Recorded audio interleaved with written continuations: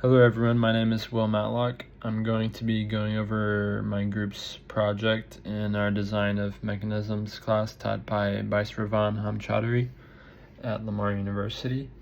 We designed a hammer mechanism, which I will show you in this clip here as a start so you can see the final product.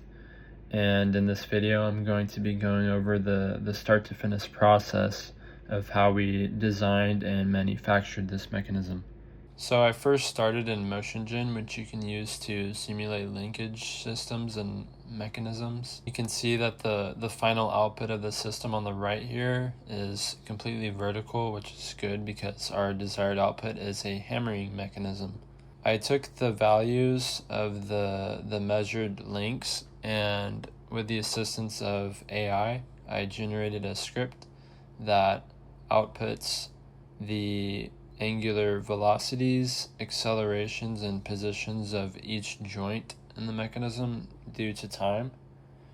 And I also made a simulation of the mechanism in MATLAB just to verify that it matches the same movement in MotionGen, which, as you can see here, it does.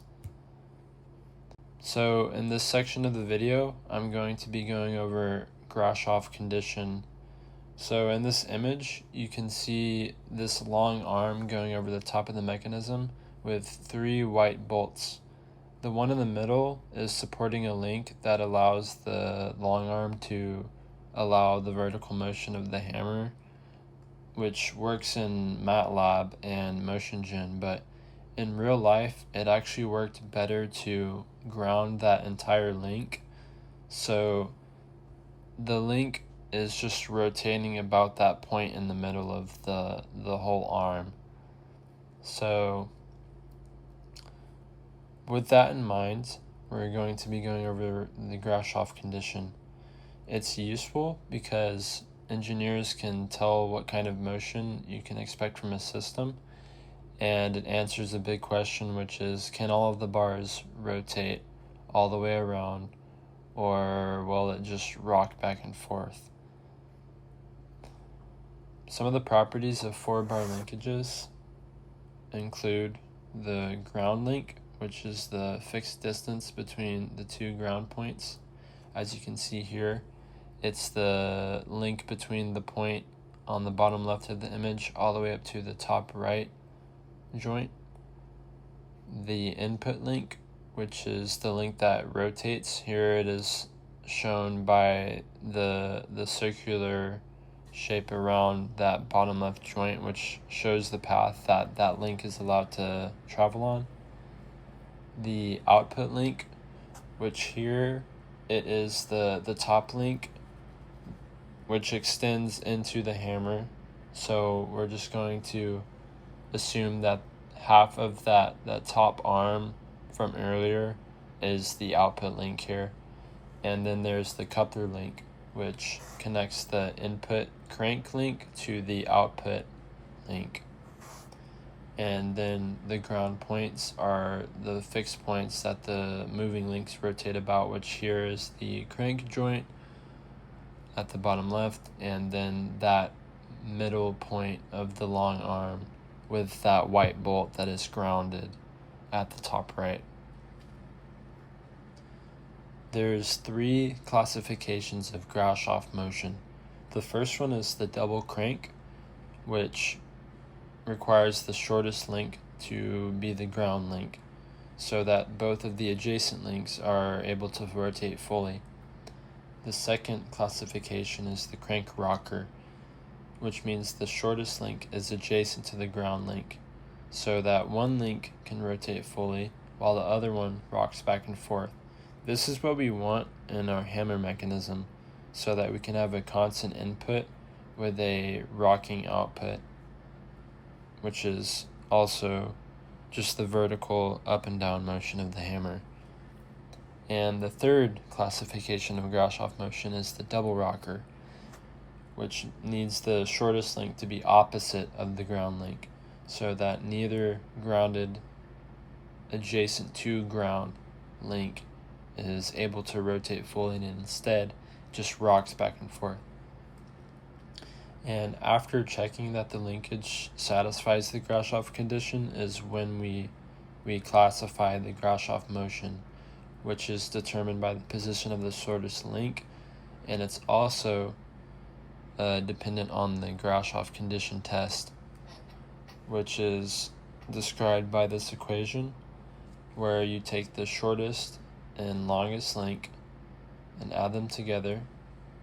Here it's S plus L, and then the P plus Q just describes the middle lengths. So the two lengths in between the shortest and longest length are P and Q here. So the shortest link is the crank, which is 2.27 units, and then so on and so forth. We do the math here. The shortest and longest length is in fact less than the two middle lengths added together. So that means that it satisfies Grashof. And if you can recall from earlier, the shortest link here is adjacent to the ground, which means that we will get a crank rocker motion, which is what we need. Here is the final assembly that we made in SolidWorks to simulate the motion of the parts that we were going to actually be printing out.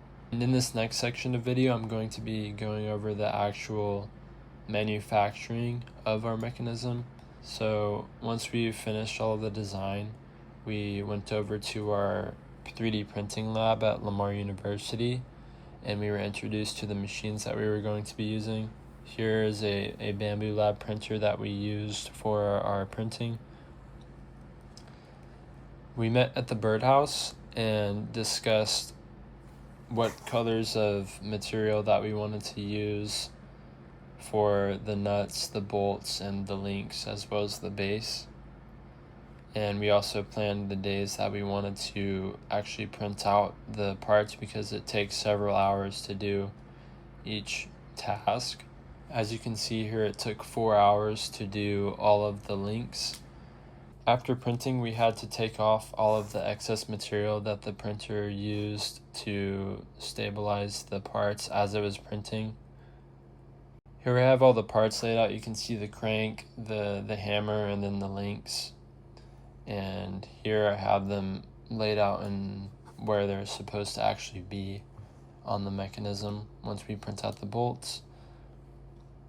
Here's a clip I got. I got lucky seeing the base getting printed.